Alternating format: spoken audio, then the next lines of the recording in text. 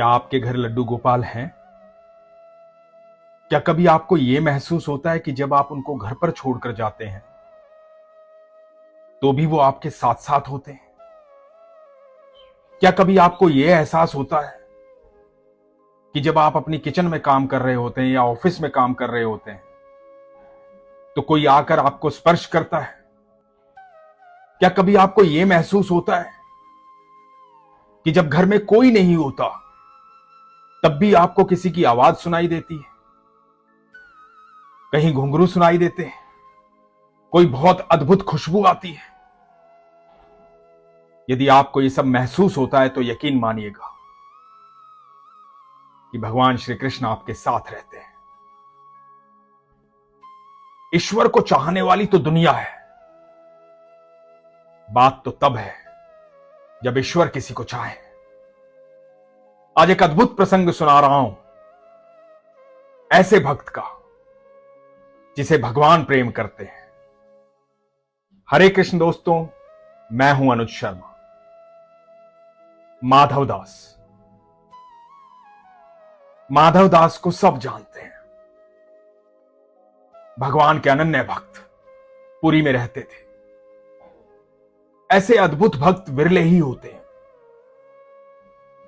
एक बार माधवदास जी का मन हुआ कि पुरी से वृंदावन आए, बाके बिहारी से मिलने। तो माधवदास जी जगन्नाथ जी के पास गए।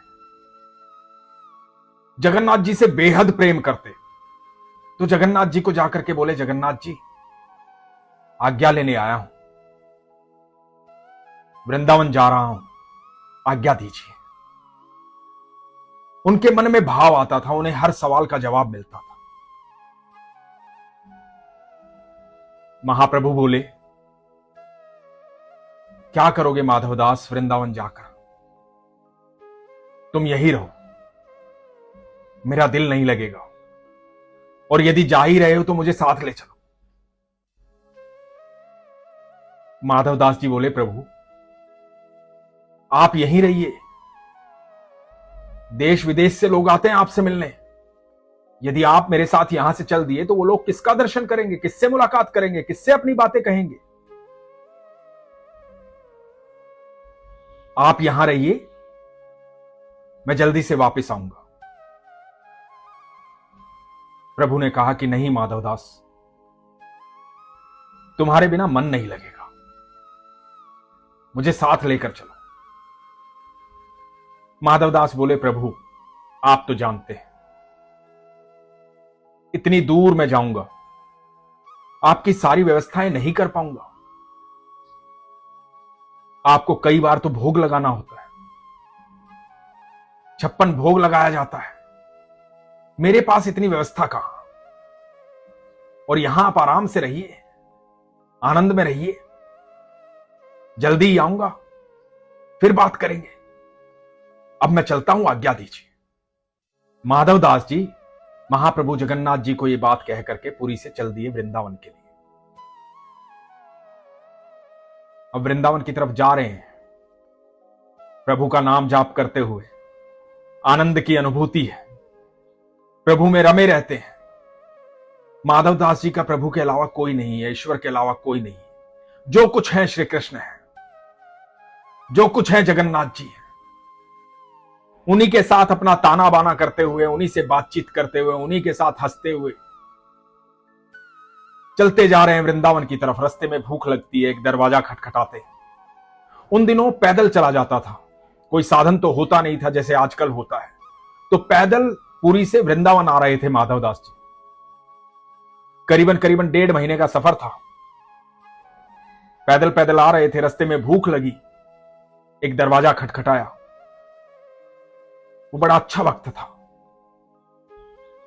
कोई कहीं भी किसी के यहां भी जा सकता था, आज जैसा वातावरण नहीं था।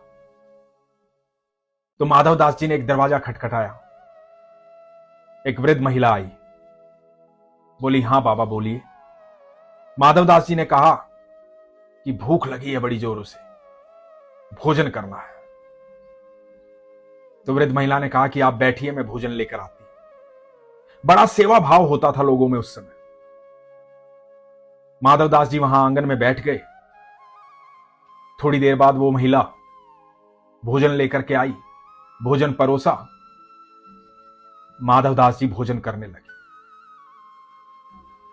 भोजन करते जा रहे हैं, भूख शांत नहीं हो रही है। वो महिला भोजन परोस रही है और परोसते परोसते माधवदास जी से बोली, बाबा आपका व्यवहार अच्छा नहीं है, आप अच्छे व्यक्ति नहीं हैं। माधवदास जी चौंक गए कि ऐसा मैंने क्या किया। माधवदास जी ने पूछा कि क्या हुआ, क्या गलती हुई माई। उस महिला ने कहा कि आपके पास में ये बच्चा बैठा है, ये भूखा लग रहा है, इतना सुंदर बच्चा है, किसका बच्चा साथ लेकर आए हो, इसे भोजन क्यों नहीं दे रहे, खुद खाए जा रहे हो। माधवदास जी ने इधर उधर देखा कि कहां बच्चा बैठा हुआ है, किस बच्चे की बात कर रहे हो माई। वो महिला बोली कि ये साथ में बैठा है, देखो कितना सुंदर बच्चा है। माधवदास जी समझ गए, वाह क्या बात है। ध्यान लगाया, जगन्नाथ जी पीछे पीछे चलकर आ गए थे, साथ साथ चलकर आ गए थे, साथ में बैठे थे, माधवदास जी की तरफ मुस्कुरा कर देख रहे थे। माधवदास जी बोले, वाह मेरे कान्हा, वाह मेरे ठाकुर, बहुत अच्छे, आज्ञा लेकर आया था, पीछे पीछे आ गए। और मैं भी सोचूं कि मेरी भूख क्यों नहीं मिट रही है। अब मुझे समझ में आ रहा है कि भोजन जा आ रहा है। पर मैंने कहा था ना, आपको तो 56 भोग की आदत है, यहां तो इस प्रकार का भोजन है। प्रभु मुस्कुरा रहे हैं, प्रभु आनंद में है। आनंद आ रहा है आपको। प्रभु मुस्कुरा रहे हैं और माधवदास जी अपने प्रभु की लीला देख रहे हैं। बड़ा अद्भुत दृश्य है। वहां से भोजन किया, आज्ञा ली, अब प्रभु से बात करते हुए जा रहे हैं। रास्ते भर प्रभु को कह रहे हैं कि देखो मेरे साथ बड़े दुखी हो जाओगे, परेशान हो जाओगे, लंबा रास्ता है, वहां लोग इंतजार कर रहे होंगे, तुम वहां जाओ। लेकिन प्रभु हैं कि जाने का नाम नहीं ले रहे। माधव के बिना मन नहीं लगेगा। अपने भक्त से बेहद प्रेम करते हैं, सब ईश्वर का नाम जाप करते हैं। विरले भक्त होते हैं जिनको ईश्वर याद करते हैं। वैसे ही भक्त है माधवदास। जो सफर करीबन करीबन 1.5 महीने का था, वो सफर अब लंबा हो गया, क्योंकि ठाकुर जी को तो भूख लगती है। 6 से 8 बार भोग लगता है, अब उतनी बार भोजन चाहिए ही चाहिए। अब वो भूख लग रही थी माधवदास को। तुरंत भूख लगती, तुरंत किसी के घर जाते, भोजन करते, आगे बढ़ते। माधवदास जी ठाकुर जी को बार बार कहते कि आपके चक्कर में मैं भी परेशान हो रहा हूं और वहां भक्त परेशान हो रहे हैं। लेकिन ठाकुर जी तो ठाकुर जी माधवदास जी के साथ आनंद में चल रहे हैं, नृत्य करते हुए, खुश होते हुए। यह अद्भुत सफर है भक्त और भगवान का। वृंदावन पहुंचते हैं।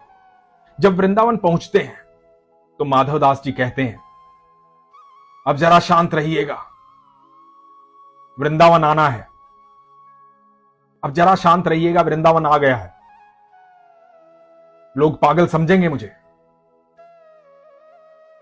ठाकुर जी बोलते हैं,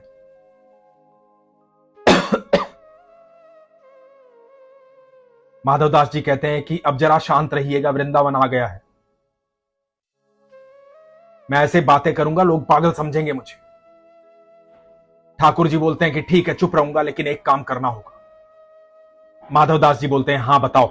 ठाकुर जी बोलते हैं कि बड़ी भूख लगी है, कुछ इंतजाम करो, बड़ी जोरों की भूख लगी। अब वृंदावन पहुंचे हैं माधवदास जी, देखते हैं कि सामने चने मिल रहे हैं। चने लेकर के आते हैं, कहते हैं चने ही मिलेंगे, यही खाने होंगे। ठाकुर जी बोलते हैं कि ठीक है। अब माधवदास जी चने का भोग लगाते हैं। ये अद्भुत बात है, ये एक मानसिक भोग है जिसे माधवदास जी अपने ठाकुर जी को भोग लगाते हुए, सोचते हुए स्वयं भोजन कर रहे हैं। और वो भोजन पहुंच रहा है ठाकुर जी के पास। माधव दास जी चने खा रहे हैं और तृप्ति हो रही है ठाकुर जी को। चने खाते हैं, उसके बाद ठाकुर जी को बोलते हैं कि चलो अब चलना है, अब चलना है, मुझे ठाकुर जी के दर्शन करने हैं, बिहारी जी के दर्शन करने हैं, बाके बिहारी के दर्शन करने हैं। उन दिनों बाके बिहारी जो है संत हरिदास जी के साथ निधिवन में वास करते थे। आजकल जैसे बाके बिहारी का मंदिर है, वैसे बाके बिहारी पहले निधिवन में रहते थे। तो वहां भक्तों की लाइन लगी हुई है, भक्त मिलने आए हैं, द्वार बंद हैं, निधिवन के बाहर बैठ जाते हैं माधव दास जी, इंतजार कर रहे हैं।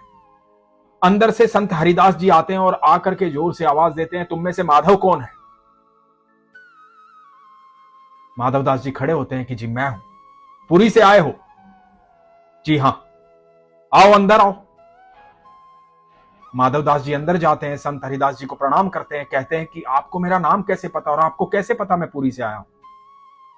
मैं तो आज ही आया हूं, किसी को मेरे बारे में पता भी नहीं है, मुझे यहां कोई जानता भी नहीं है। हरिदास जी कहते हैं, जानता है ना तुम्हें, वो जगत का मालिक, वो ठाकुर, मैंने 56 भोग तैयार किए थे, आज मुंह फेर के बैठे हैं। ठाकुर जी कह रहे हैं बहुत सारे चने खा लिए हैं, पेट भरा हुआ है, अब कोई 56 भोग नहीं खाऊंगा। तुमने खिलाए हैं चने? माधवदास जी देखते हैं, आंखों में अश्रु आ जाते हैं। सारे रास्ते ठाकुर जी सफर में थे, जो जो माधवदास जी ने खाया वो ठाकुर जी ने ग्रहण किया। ऐसे संतों को, ऐसे भक्तों को कोटि कोटि प्रणाम है, जिन्हें ईश्वर प्रेम करते हैं। ये दो भक्तों का मिलन था, हरिदास जी जिन्हें ईश्वर प्रेम करते हैं, और माधवदास जी जिन्हें ईश्वर प्रेम करते हैं। बाकी दुनिया, बाकी जगत तो ईश्वर को प्रेम करता है, ऐसे विरले भक्त होते हैं जिन्हें ईश्वर प्रेम करते हैं। आज हम चिंता में रहते हैं, परेशानी में रहते हैं, दुखी रहते हैं इस बात से कि हमारे लड्डू गोपाल को हम भोग कैसे लगाएं। हम घर से बाहर आ गए हैं, लड्डू गोपाल घर में भूखे होंगे, कैसे भोग लगाएं। अपना प्रेम इतना प्रगाढ़ करो, अपना प्रेम इतना बढ़ा लो, विश्वास इतना बढ़ा लो कि लड्डू गोपाल आपके साथ चलें हर समय। और जब आप मानसिक भोग लगाओ तो ठाकुर जी भोग लगाएं। यकीन मानना, यदि आपका विश्वास प्रगाढ़ रहा, आपका विश्वास सच्चा रहा, तो देखना एक दिन आपको यह अनुभूति होगी कि जो आपने मानसिक भोग लगाया था वही भोग ठाकुर जी ने लगाया है। ठाकुर जी आपके मन में बैठे होते हैं, आपके साथ रहते हैं, जब आपका प्रेम, विश्वास अत्यंत सच्चा होता है। इसलिए विश्वास से बढ़कर कोई चीज नहीं है, प्रेम से बढ़कर कोई चीज नहीं है। यदि आप भी चाहते हैं कि आप ईश्वर की अनुभूति करें, आप भी चाहते हैं कि आपको वो एहसास हो कि आपके लड्डू गोपाल सिर्फ एक मूर्त नहीं है, साक्षात है, तो अपना विश्वास बढ़ाइए, शंका मत कीजिए, प्रश्न मत कीजिए, जो मन में भाव आए बस वही कीजिए। आपके मन का भाव ईश्वर का भाव है। जब आपके मन में शंका आनी शुरू हो जाती है, प्रश्न आ जाता है कि भगवान मेरी सुन नहीं रहे हैं, मन में शंका आ जाती है कि मैं इतनी पूजा पाठ करता हूं, तो आप ये बात कह करके ये जता रहे हैं कि आप पूजा पाठ करके कोई एहसान कर रहे हैं। ये एहसान नहीं है, ये प्रेम है। जैसा प्रेम मीरा ने किया ठाकुर जी से, जैसा प्रेम माधवदास जी ने किया ठाकुर जी से, जैसा प्रेम हरिदास जी ने किया ठाकुर जी से, जैसा प्रेम रसखान जी ने किया, जैसा प्रेम काले खान जी ने किया, यह अद्भुत प्रेम है। एक बार इसमें डूब गए ना, एक बार ये प्रेम हो गया, जीवन का हर पल चमत्कारिक हो जाएगा। दुख दिखाई नहीं देगा, परेशानी दिखाई नहीं देगी। आपके नाम जाप करने से, आपके विश्वास करने से आपके चारों तरफ एक सुरक्षा घेरा तैयार होगा। एक ऐसा सुरक्षा घेरा जो आपको कभी व्यथित नहीं होने देगा, विचलित नहीं होने देगा, घबराने नहीं देगा, डरने नहीं देगा। आपके चेहरे पर मुस्कुराहट रहेगी, सुकून रहेगा, आपको किसी बात का भय नहीं होगा, मन में कोई प्रश्न नहीं होगा।